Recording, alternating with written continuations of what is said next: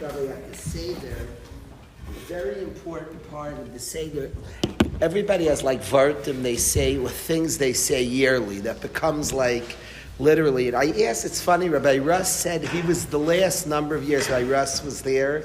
He said it wasn't part of the repertoire, but I was zeicher to be by my father's Seder for 30 years, 25, 30 years, and there was something he said yearly.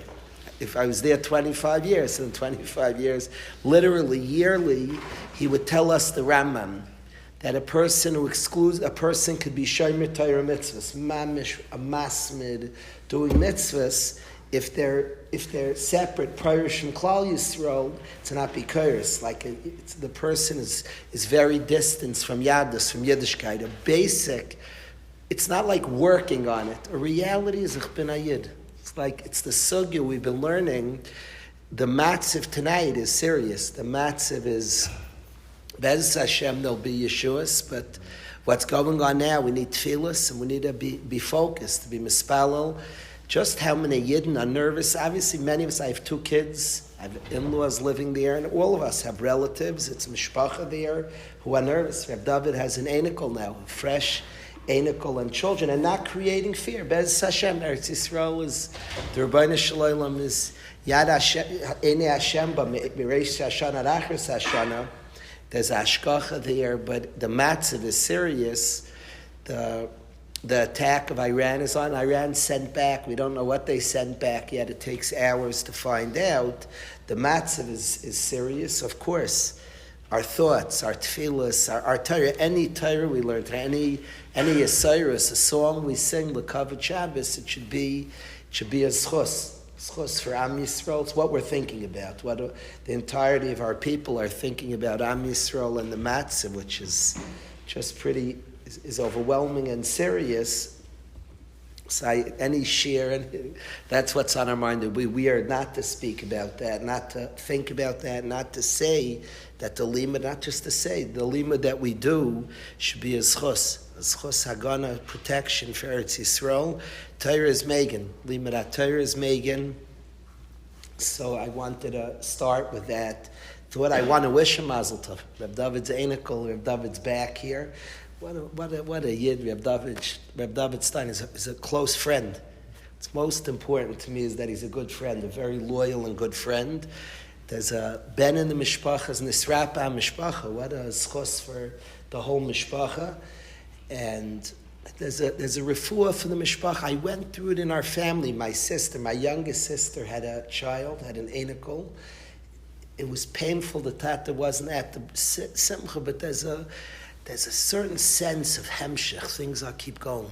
Things that tzaddikim misasim mahu b'chayiv avzarei mazarei b'chayiv afu b'chayiv. The person's here, continuing. Dairis coming. So Reb David and I had Reb David's son Yitzchak Shalom, who were close. Yitzchak Shalom's is a member pasha of our Chabura, and his Yitzchak Shalom had a baby boy. The name Reb David one more time. Eliyahu Shimon. Eliyahu Shimon. Yishvi Megadol Eliyahu Shimon l'Torah l'Chuppah l'Maisim Tov Masach Yiddish Anachas. I wanted for a few minutes, I've shared it in the last 24 hours. I've shared it twice. But I want to share with my friends here. Today was Ray Oberlander's yard site. In our city, it was a big thing. It's an important day. Ray Oberlander's impact on our city, on our community, and our Chabura was serious. He was a very big person, very serious about Yiddishkeit, about Torah, about Tefillah. I wanted to share one thing. Time gives a certain perspective. Reb David and I both are like stepping back, and when you miss a loved one, somebody who was important in your life, as you're missing, things become clear. Time clarifies a lot. The things you miss, things you notice, things you appreciate. When you have it, it's normal. When we have something, we take it for granted. There are things you have. A little perspective, and there's a lot to say. He was a person of emunah, tremendous emunah. He lived with them. When I worked closely with him, somebody really believed that Hashem runs the world. He ran his life that way. It was Shem Shemaim with Shagar B'Fiv.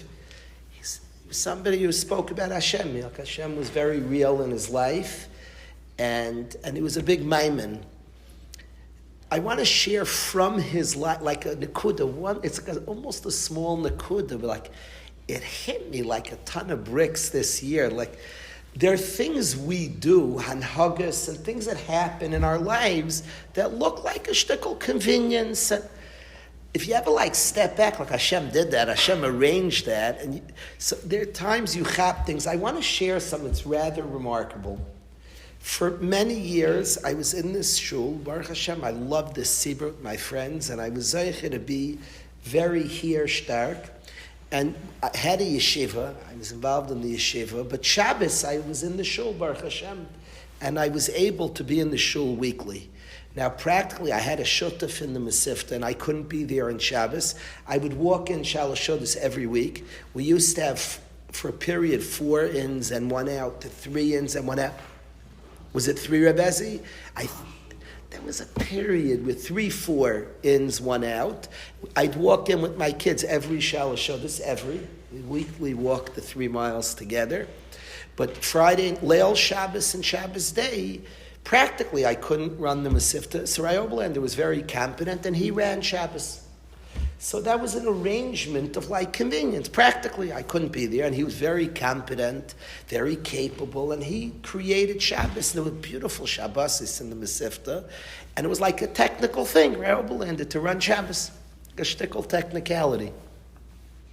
And that's how I saw in a Baruch Hashem, I could even use the word hashkacha, okay? You need someone to run, thank you, Hashem, he's good, nice, good, competent guy. With a little time to rethink things, Rabbi Obelander was he was Shabbos Kodesh itself. The Baal Shem writes that at Talmud Chacham's Bechina Shabbos, he was attached to Shabbos. Shabbos was his thing. Now, it was this bar, he used to do something Sunday, Monday, Tuesday, Wednesday, Thursday, Friday for Shabbos. Ready Sunday, he would do things l'kavod Shabbos. He was makbid, that his mishpacha made clear. He was very into the Sefer Neshiva Shalom, which everything is turned back into Shabbos, Bechina Shabbos. And he just had a tremendous time in Shabbos. And his Talmidim, they all speak about his married to have a certain thing in their house, Shabbos. His Einig Shabbos was very beautiful. I was zeicher to be there probably 10 times. He hosted my family a number of times, and other times we stayed by the Thailers and just went there. His Einig Shabbos, he got up very early in the morning, Shabbos morning. He didn't want to miss a lot of Shabbos. So he burnt the candle on both ends. The Einig ended very late, 2, 3, 4 in the morning, literally. I say 2, 3, 4, it depends when the last guy's left. It could go till 4. Then he was up very early. He wanted to get up early Shabbos morning. It was a very Shabbostic. Shabbos was a big thing by him. He was a mitzius of Shabbos. And then you have time, and Hashem put Shabbos to create Shabbos in the Masifta I was involved in, you get a sense things you thought were convenience, and okay, it works, I'm punked. Nah, Hashem moved, arranges it, Yedazach. He works it out. Shabbos ran Shabbos. There's a very intelligent Rebbe, as he has a friend, somebody who learned a Talmud, somebody who learned in the Masifta, a younger man who's very brilliant guy. He was maspid last night, Rabbi Obelander. He said people were describing little things counted, and describing his Shabbos, and he said he sees it as one thing. He described that when Rabbi Obelander a year ago was nifter, he couldn't move the whole Sunday. He described it, Subrachani. He was very emotional last night, and he described that the Nekuda of Shabbos is Hashem, and it adds Kedusha, that there's Chayil and Kodesh. Shabbos is Shabbos Kodesh. And Shabbos during the week, the Bechina Shabbos is that things matter. It's that things have big deals and have kedusha, that things matter, and Meloich Alart's Kevaydei. And he said he was like Shabbos to me, and he added such a color to my life. He said there was color in the life. There was so colorful. Things mattered. A cup of coffee mattered. When it was drank, the dignity, the bracha that was made. There was a tremendous color, and he called them like a Bechina of Shabbos. And to me, like, then you step back, you're like, hey, then you're like, Lev Hashem, you arranged, he's running Shabbos. Now, I admit running Shabbos probably added to his connection to Shabbos. But even that, I'm amazed by like how things are set up and things we just think like happen. No, Hashem's arranging. I like asked myself a couple of times when I thought about Hashem, what else are you arranging? And I thought of other things, and through a person who had a lot of emunah, who lived with emunah, that I'm able to see Yad Hashem in that way of him being set up to run the Shabbos in the yeshiva. It's rather remarkable to me that somebody who had such a shaykhis to Shabbos, such a tam Shabbos, and he gave hundreds of people today, marrieds, have a more zisa tam in Shabbos, and he was set up like that. B'ashkachas Hashem, I find that rather remarkable, just amazing. Hashem runs things in our life very exact. And I suspect many things that we find like technicalities and like a little like, oh, we're stuck, so you do it this. Maybe there's an exactness to things. You go through your youth, your carpool, who was driving you, which friends, and it might look like a technicality. I think about the carpool that made me think of this year, who I went to school with, and like Hashem, the Meichen Mitzadei Gover arranges a lot of stuff. Things work out, and we look at it like, even like I talked to Rabbi Balls about the kollel he got, how things come together. You just see Hashem's like working stuff. He really works stuff. The very story that our city got him, he was an older single. And I'm sure it was frustrating. And then he went to his friend's house. Couldn't have been easy to live by. Baruch Levine was a tzaddik to live by, but you want to get married, and all of a sudden the whole city had a tremendous impact on our city. Hashem moved him here. It's just nifla to see things, to watch things develop, that Hashem gave our city a gift. He had a tremendous, tremendous appreciation of tefillah. He ran a beautiful davening. I'm trying to be mechazik in yeshiva, more decorum by davening. I'm really going to fight for it over the next year. I'm moved. When I'm thinking about Rayoblin, and I committed to him today, I'm going to be mechazik that. He ran a beautiful davening, but he had a time in davening. He liked davening. He was serious about davening. He enjoyed davening. There was a chiyus and a cheshek. His tefillah mattered to him. His minyan mattered. He took his minyan seriously. He was very strict to daven. I want to be strict here. This I held before. My Rebbe was very makbid who davens for the Amud. Very. Ad kidei, people being mad at him. My Rebbe, I said over a maisa. I'm not sure I should say it too publicly, but he was very strict. My Rebbe, who davened for the Amud, was during the week I'm talking about. Here also Shabbos, Friday night, a guy has to be a big-time davener, like big-time at it. I know for myself, it can make the whole Shabbos. Reb David, you daven for the Amud Friday night. The whole Shabbos is a big. My kids say this. We have to be makbid in shul, big time daveners. Now, what does that mean? A guy has to have a geschmack in it and has to be good at it. It has to be really good. And he puts in. It's a big deal. It starts your Shabbos off in a big way. We have good chazan. Aaron's daven, Yankiv, his son davens beautifully. But I mean, Aaron's has to be, people have to take it seriously. We're not just putting up somebody experimenting. He has to prove it. In yeshiva, the akbada by my Rabbi Oberlander was very strict to davens for them, and minyanim were a big thing. I know myself davening this year for the Amud that I'm makbid. I could take it easy some davenings, but because of my Rebbe, somebody's a chazan, you have to bring it. That's your responsibility. You can't be up there and be a deadbeat. You're leading the tzibur. It's an achrayas. It's a responsibility. It's an opportunity. Get up there and bring it. Let's go. With some energy, with some chiyush. Like a person's davening, you can't hear, you can't. That's not how. He's leading the tzibur. It's a big thing to lead the tzibur. It's a big achrayas. It's a big kavod. When I'm in a shul and people are turning it down, they think they're following Chazal. Chazal say to turn it down. Rashi says, "Einoi roi lekach." The energy is, maybe you'll daven. You're like, me? You serious? Are you letting me? That's the energy. I've been at places where somebody's looking and like they find like a young kid, like because people like just wave. I just grab the oven when that happens because I think it's a shanda. Davening is a big schus. It's a huge, to lead the tzibur is a big thing. to the point that the bigger thing than the Kadeshim is davening for the Amud. Aruch HaShulchan speaks it out. Much bigger than the Kadeshim is davening for the Amud. The Kadeshim are to somebody in Amoritz who can't daven for the Amud. The Iker is to daven for the Amud. It's a big zchus. For the departed that the Yisayim daven for the Amud. It's a big thing. Very big deal to daven for the Amud. It's exhausting. Very tired, but it's time. Bring it. You don't get up there and do a half-baked job. And somebody's asking. It should be you want to daven for them. If somebody asks, you're allowed to say, "I don't feel right." You don't grab it, avada, because it's a big honor. If you're ever in a minyan where there's bizyonis, like they're struggling to get, run up and grab it. Don't let davening be mivoyish like that. You have to settle on a kid. Somebody's leading the tzipur. It's a big schos, it's a great zach to lead the tzibur. It's a big thing to say the kadeshim, to skadal v'skadash, baruch was Hashem, yima'er the tzibur to be mevarach Hashem. It's a very big deal. My Rebbe davened for the Amud till his end like a child. He was excited, very excited, beautiful. His psukkah, the Zimra, Rai Oberland, davened beautifully. He really was had a time in davening, an excitement davening. He was serious about davening. He ran a beautiful minyan. He was makbid. He was careful with the minyan. He was tough on guys. He ran. I have to be mechazik. To be a little tougher maybe. He ran a beautiful minyan. We could be mechazik, minyanim, emunah. He was somebody very, very loyal to Hashem. His Shabbos was beautiful. It was so cool as Einik because it was holy. That was the first person I heard singing Ka'ech Saif. But also his son was doing magic tricks.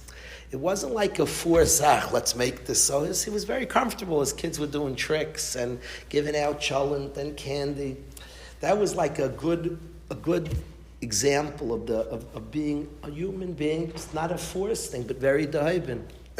Very lofty, and we saw somebody become big. All the people watched over the years, and you don't need tricks to become big.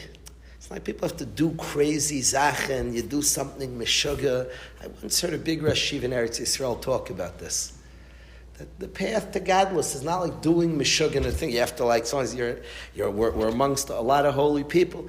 No, the path to being big is to be present when a person's present to the tasks of their life. Being kind to your children could make a gadol mamish. Just be present to it, intentional, be intentional. Raising our kids can produce an adam gadol like a giant. Somebody's patient, is present. Just be present to it. It could produce a giant, mamish a giant. If a person's present to their wife, to their children, the chesed, it produces Kemat and Avram Avinu. It produces. It's only the question: are we present to that, or we're just everything's just a frustration and in the ways? Then we're missing Simcha Shal Mitzvah. If a person's present to watch Rai Oberlander from the normal stuff, he became like a very big person, like a Dahib and a mensch. People was he was obi. He was geschmack, a good coffee, nice shoes. All of a sudden, he was like a malach, mamish, a big person. He learned Torah. He took his Torah seriously. He liked learning a lot. He took it seriously. He opened up and learned Torah. Davened beautifully. The chesed he was involved in. Naira, really nifla, an example, a tremendous role model for our city, for us in our city of a yid, an emistic yid, a big yid, the haibin yid, an elevated yid. So I wanted to share. I want this hashkacha that Hashem arranged, that Shabbos should run Shabbos. I'm amazed by that.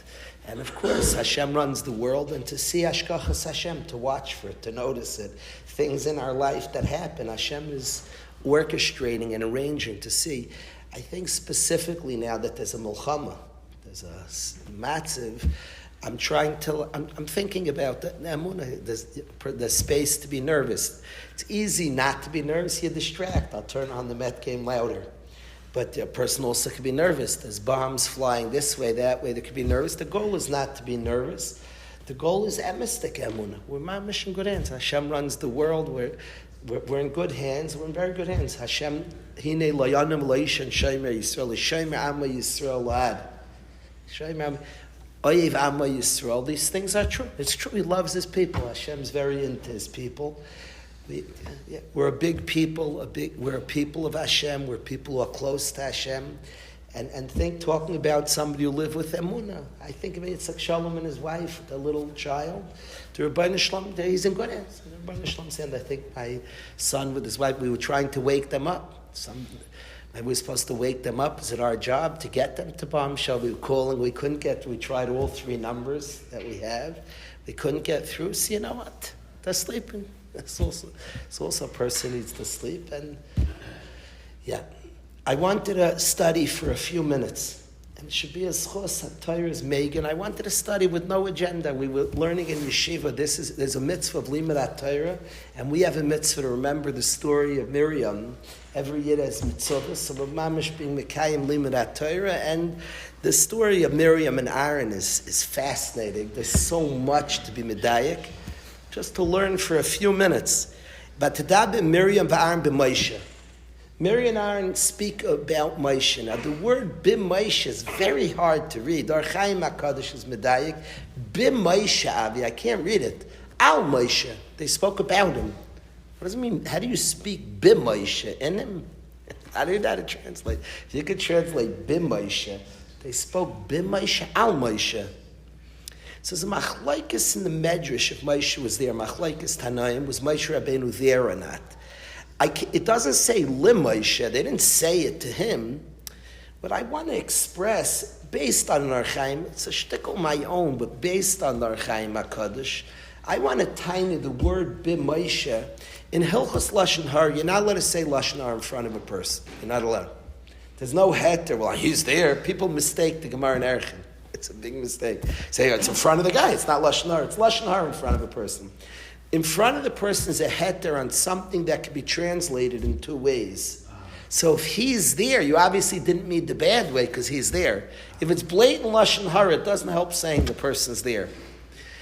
But I want to say here, the B'Moshe is they were handling L'Tayelis. They were talking about Moshe Rabbeinu L'Tayelis, his brother, 2 tzidkanis, a tzaddik, 2 tzaddikim.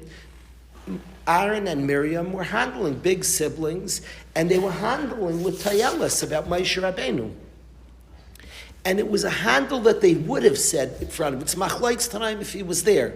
And you have to learn the whole sugya. You read the parshas, like a lot in Afkaminas, if Moshe was there or not. Was Moshe there when they said the Lashon Hara? I'll show something in a minute. It's very interesting if Moshe Rabbeinu was there or not. L'maisa, they speak about Moshe Rabbeinu, and one Tana says he was there, once he wasn't there. But I want to tiny the word B'Moshe. I can't say L'Moshe. They weren't talking to him whether he was there or not. They were handling Aaron and Miriam. Should we criticize? They were handling. He did something wrong. He could have been there. There was no shtickle Lashon Hara. There were 2 tzaddikim talking, should we criticize our brother? That's a very normal mutter conversation. That wasn't the Lashon Hara. The Bim Moshe means they were handling his sugya. It doesn't want to say Lim Moshe, they weren't talking. Don't want to say Al Moshe as if they spoke about him. If he would have been there, it would have been the same conversation. That's what I want to tie in as the Bim Moshe. They were handling his sugya. If he's there, he's not there. It was tzazamin with Moshe. It was Nageya Moshe, and the Torah is made that wasn't the Lashon Hara. Matter of fact, the pasuk says Vayishma Hashem. Chazal are medayik. They didn't say. They made sure nobody else heard. Then it's machlokes tonight. Moshe might have also heard. Only Hashem heard. They made sure nobody heard. They chas v'sholom. They were nizar. They wouldn't have been critical of Moshe in front of af echad. Chas v'sholom. This was a normal conversation. You even have to struggle. What was the Lashon Hara? What's the Lashon Hara to handle? Was he right or wrong? He was pirish from his isha, and they had a big kasha. The Lashon Hara was the underestimation of Moshe Rabbeinu.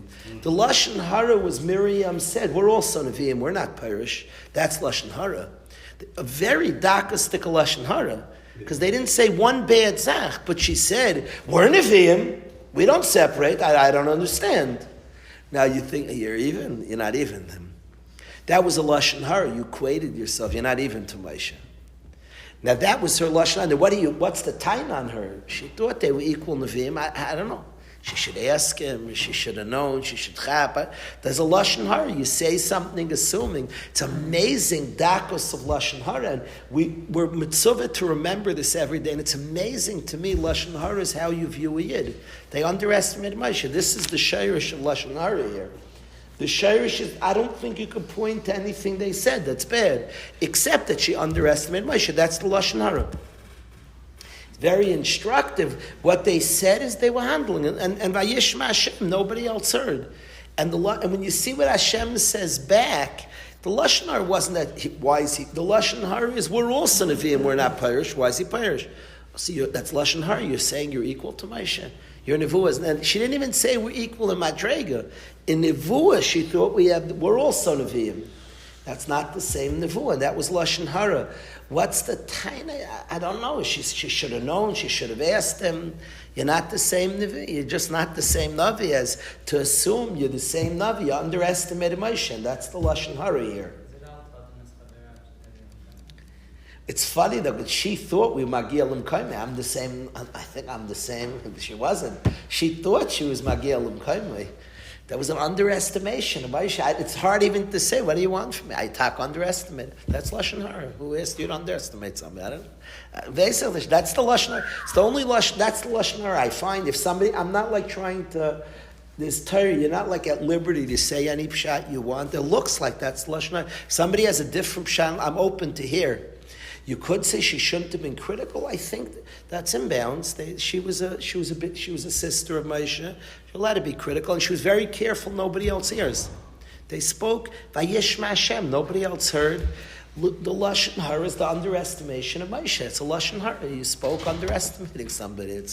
That's an Aveira. I guess you got to be very careful not to underestimate somebody. She said, "We're also Nevi'im, and he's a bigger Navi." That's Hashem's answer. That's what Hashem says is the issue. Yeah, that's what Hashem says back. It's funny. That's literally what Hashem says, a bigger Navi than you. So where's the Lashon Hara? Oh. She was like, I didn't know that. Okay. That's Lashon. You underestimated him. You spoke thinking you're the same Navi. You're not. The criticism's not the problem. The view that you're the same. You're not the same. You have to find out. You have to maybe assume bigger and don't assume you're the same. I don't know. This is the Lashon Hara. There's the Pashas. If somebody has another pshat, I'm very open to hear. I want to ask the Chevra. I was interested in this. There's a Machlokes Tanaim if Moshe was there. That's very interesting. According to the Tana, the next words, in the middle, they're speaking about Moshe. It says Moshe is the Anam Mikol Adam. What shaykhs? Like in the middle of the parasha, it says Moshe was the biggest Anam. So Darchaim HaKadosh and Rav Ezi Shlita say that why did Moshe Rabbeinu say back, I have a different nevuah? If he's there and she says our nevuah is equal, he should have said, sis, I don't know, Mechilas Kvaitri, you don't have the nevuah I have. I don't know. He had a different nevuah. He knew he had a pel peh. Every other navi is bechidais, and Moshe Rabbeinu's nevuah is different. He should have said Miriam. We don't have the same. So the Archaim HaKadosh learns when it says Ish Moshe Anamayit is why Hashem had to answer, because Moshe in his humility didn't want to say that I'm bigger. That's the Archaim HaKadosh explains Pshat. So that's according to those Tanaim, Moshe was there. There are other Tanaim who say Lahedya, Moshe was not there. What's very interesting is Hashem calls Moshe and Miriam, tells them to go to the Oyel Moed. Now it's funny, if they were all there, I get why he called Moshe. He came to all three of them. He said, Moshe, Aaron, and Miriam come to the Oyel Moed. If Moshe wasn't there, that Tana, I don't know why he called Moshe to the Oyel Moed, because you'll see he's going to separate them two. Then Hashem comes down, and he says, Aaron and Miriam come out. Vayetzu Shneim, they both go out. Now, he first calls all three, then he separates Aaron and Miriam. If you learn they all were there when they spoke, I get he says, Chevra, everybody come to them. And then he says, Aaron, I need to talk to you privately. If you learn Moshe wasn't there, why did he call Moshe? I don't know. I don't have pshat. That's I don't know. It's not really a kasha that they were separate. It's a kasha that... Moshe doesn't seem like relevant in this whole discussion. if you learn they were there, Rav Aaron's a shtickler, right? Even he's not relevant in the discussion either way. If they were all three there, he said everybody come. But it's true that it's not that much better. Why he calls Moshe needs a pshat? I don't have a pshat yet. Moshe, he does not speak to Moshe. Aaron speaks to Moshe, Hashem speaks to them, and doesn't speak to Moshe, so why do you call Moshe? Really, the kash is true. To be honest, it's true on both Tanaim. I'm just saying if they were all there, but it still doesn't really answer. Let's say they were all there. Why do you tell Moshe to come to, like Aaron says, they weren't in the Oil Mayit, so why do you call Moshe, even if they were all there? I don't know pshat why Moshe is called. Chazal asks, and Rashi brings the Chazal, why does he separate Aaron and Miriam? And Chazal say two terutzim, either the covet of Aaron, Moshe shouldn't be there when he sees Aaron. It's just so beautiful. He's giving Musar to Aaron. He shouldn't be in front of Moshe. You have to be very careful. Just because you're giving somebody Musar, there are other factors. It shouldn't be in front of Moshe. Now, it's interesting. Rashi says the covet of Aaron. He doesn't say Miriam. I suspect Miriam's going to get Saras. Moshe's going to know. All of Klal Yisrael is going to know. But Aaron just gets in his Ephah, so nobody else should hear. So he does it, not in front of Moshe, K'vayde Shel Aaron. Or he wants to praise Moshe Rabbeinu to the end of the world. He's saying he's a different Navi, Miksa Shvachai B'fanav. You don't say a person's full praise. Now, I have a kasha. Famously, the Chavetz Chaim says on Lashon Hara that you have to ask Mechila, it's a sin ben Adam L'chaveri, Makar Yeyu B'Seiser, you wounded the guy, you hurt his reputation. So you have to ask Mechila. Rabbi Yisrael Salanter famously said not to ask Mechila. That you're right, you need it, ben Adam L'chaveri, a person has no Mechila, Shisratz Chaveri, but why should he suffer from it? Very painful. I don't know if you've ever had this. Somebody says, I want to ask Mechila, I spoke Lashon Hara about you. Like, excuse me. That's case by case. There are cases you could explain what you did and don't worry, I did that. There are cases where you literally cause sar to somebody. And if you didn't ask Mechila, they wouldn't have had sar. So for your thing, you can't cause sar to somebody else. Rabbi Yisrael advised, there are cases, tough luck. Daven Hashem, that he says that Yom Kippur is Meichel you, but you can't ask. Now I have a kasha here, be'emes pshat. Be'emes, why didn't Chazal say that he told Aaron and Miriam not in front of Moshe, so Moshe Rabbeinu wouldn't know about Lashon Hara? I have a good reason why he didn't want Moshe to know, because he yells at them for saying Lashon Hara, whatever the underestimation. So why should Moshe know? If Moshe was there when they said it, there's no kasha what I'm saying. If Moshe was there, I'm saying it's a raya was there. If Moshe Rabbeinu wasn't there, so why don't Chazal answer that the reason he told them to, not in front of Moshe, is why should Moshe feel bad? You could say it was an anav, he won't mind. I'm asking a mystic kasha. To me, it's an obvious reason that Moshe shouldn't be there. Rashi, Chazal don't give that reason. They say K'vayde Shel Aaron. They say Miksa Shvachar before he wants to praise Moshe Rabbeinu. Why didn't it not be in front of Moshe so he won't hear? So a Bachar timed brilliantly that she's going to get saras. So he knows she spoke Lashon Hara. That's a good time. The only word is you don't know who she spoke about. If he's there for the Musar, so then he knows what's about him. Otherwise, Moshe doesn't know who she spoke about. So I wonder, I had a shtickle raya, I can't be machriya and machlekes tanaim. Lefi the Tana Moshe was there, I have no kasha. Now I could say that Chazal gave those two reasons. Lefi the other tanaim, lefi the Tana who holds that Moshe wasn't there. I have a new reason that Hashem tells Aaron and Miriam and doesn't tell Moshe. Why should he hear that he was put down in any which way? I think a nice pshat why he shouldn't hear. I think so. I think a good pshat. Why? So why? Why didn't it say it? Maybe it's out the reason. Maybe that those two reasons were going according to that Tana that Moshe Rabbeinu was there. So then you can't say it's that Moshe doesn't know he was there. Maybe I'm coming basi laha'ir. It's interesting. I wanna say that even in giving Musar, the care, Shem's giving Musar, but not in front of Moshe. Very careful. It's not things that are very exact. There shouldn't be any bizyonis. Hashem's vayichar bam. Hashem gives an azifa to Aaron, a yelling from Hashem, but very careful. Just because you can justify, you have to give somebody musr. Why do you give it in front of the next person? What right did you have to do that? The musr was very wanted. Pull them aside and give them musr. You give musr you're just clapping and punching wildly. Here, the exactness. There's Musar to Aaron, not in front of Moshe Rabbeinu. K'vayde shel Aaron. It's so cool at the moment that you're giving Musar, but it's covered. It made me realize also about Miriam. Miriam goes through a b'zaynis. She got saras. This is a neviah. She gets saras, but while she gets such an embarrassing einish, the Torah tells us, "Va'amloi nasar Yosef Miriam." Nobody traveled till Miriam got better. Now, be'emes sabam kasha, because we only traveled when the cloud moved. So if the cloud didn't move, what does it mean we didn't travel till Miriam got better? The cloud. I saw in some Mefarshim that the cloud moved, and we always travel when the cloud moved. Here we didn't travel; we waited. So it was mamish yed. People said, "Why aren't we moving?" Hello. I said Miriam's not ready. And the mashmais, the pasuk, amloi nasar Yosef Miriam. Va'achar nasua mechatzeis v'yachdim pran. When she got better, then we traveled. It's beautiful that at the moment she got an einish, Hashem gave her covet, unprecedented covet. She got a covet in our history in the Midbar. There was no person who got such a covet. The entire Am Yisrael waited for her.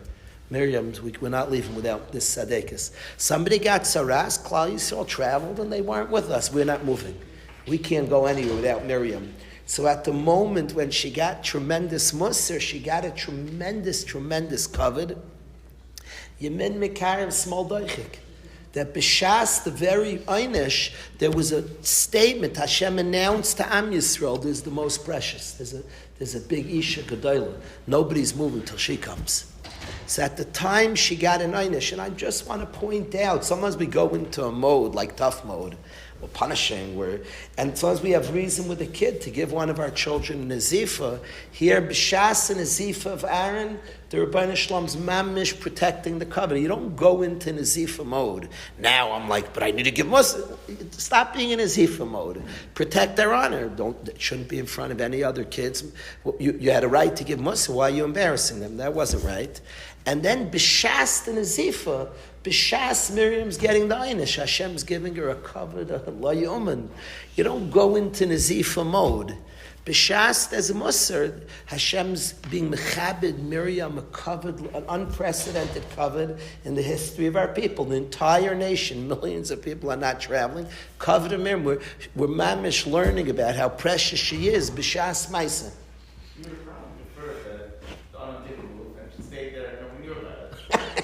It's funny, but it's a public zach, but it's part of Saras, Tame Yikra, has to be publicized. It's like a shvera part of Saras, a big madrega. Everybody should learn. It's a shvera thing, right? If it can be done quietly, she wasn't feeling well in it. It's very public Saras, but so is that she's big. She's very big. At the same time it was announced, our greats can make mistakes. We're human beings. But it's announced how great she is. And Hashem was announcing, Ha'amlai nasar Yosef Miriam.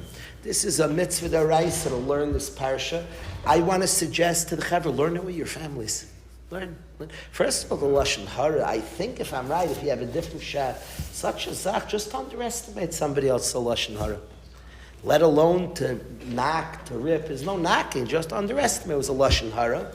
And then the importance of caring, and the sugi of Lashon Hara, in the middle of that sugi, you learn the sugi of the covet of a person. It's so appropriate, of course, that in this sugya, the covet, giving Musar to Aaron, not in front of Moshe, giving Musar to Miriam, all the while announcing her greatness, the covet of a mensch, the covet that's given to a person. I'm sure there's much else. There is much else to learn. Moshe Rabbeinu's Tefillah Ketzara, other inyanim here. There's a lot to learn here. I want to advise. Certainly we learn Torah with our families. Teach them, do what you're mechuyev. We have a mitzvah to remember the story of Miriam. We probably should do what we're mechuyev. So teach our families. Just tell our families about Miriam. Speak about it at home. There's even how great people can make mistakes, by the way. It's also part of, we're supposed to remember it. I'm sure that's part of what we remember, that big tzaddikim could, in tzaddik parts of Shiyasa Toivel Yecht, and Hashem loves the tzaddik. While Hashem's punishing the tzaddik, there's announcements how they're the biggest in the world, and great people can make a mistake and do tshuva, and do a tshuva shleima, tremendous tshuva, and of course Hashem, they come back, and all of Klal Yisrael's mechabed. Let's learn the parish with our mishpachas. Agun Shabbos Kaddish. Rebbe is saying that was really tiny that Miriam had like the way Rebbe said it.